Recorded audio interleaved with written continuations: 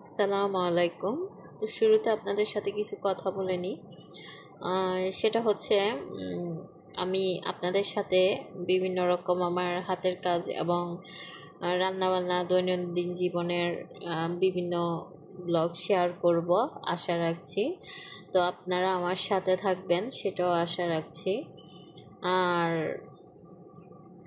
যখনই ভিডিওটা আপনাদের সামনে পড়বে তখনই আমার চ্যানেলটা সাবস্ক্রাইব করে দিবেন এবং বেল বাটনে ক্লিক করে রাখবেন।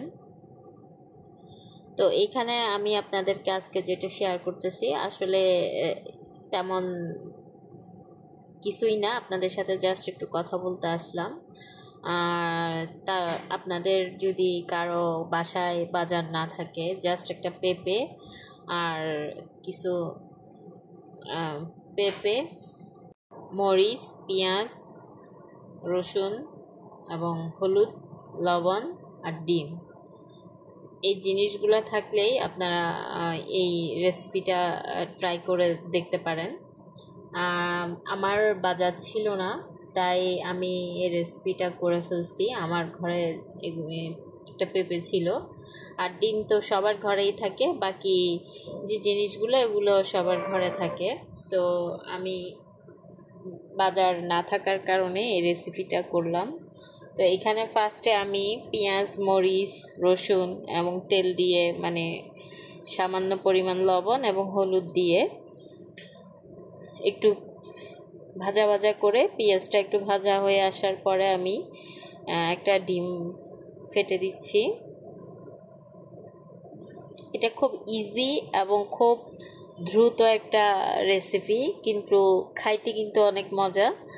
আপনারা কেউ যদি আগে এই রেসিপি না করে থাকেন তো একটু করে ট্রাই করে দেখবেন। মজা না লাগলে অবশ্যই কমেন্টস বক্সে আসি কমেন্টস করে যাবেন যে মজা লাগে নাই, করে দেখছিলাম।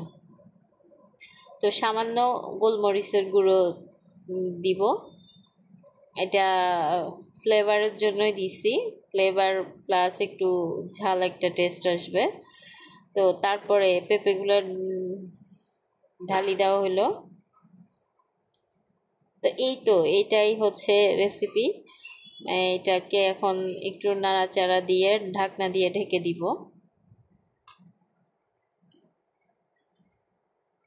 তারপর কিছুক্ষণ পরে আবার নাড়াচাড়া করে, এভাবে পেঁপেটা সিদ্ধ হইতে বেশি সময় লাগে না, এটার পানি দিয়ে এটা সিদ্ধ হয়ে যাবে। তো আমি জাস্ট মাঝখান দিয়ে এই দুইবার নাড়ার পরেই আমার রেসিপিটা রেডি হয়ে যাবে। এবং এটা রেডি করতে যত সহজ, এটা খাইতে কিন্তু আরও বেশি মজা। যদি কখনো আপনারা না খেয়ে থাকেন তো একবার খেয়ে দেখবেন। তো আজকের জন্য আমি এতটুকুই আপনাদের সাথে শেয়ার করলাম। আপনাদের সাথে পরিচয় হওয়ার জন্যই আসছি। এই চ্যানেলে এটাই আমার প্রথম, মানে ভয়েস ওভার দিয়ে ব্লগ যাবে। তো সবাই দোয়া করবেন এবং আশা রাখছি সবাই সাথে থাকবেন। আসসালামু আলাইকুম।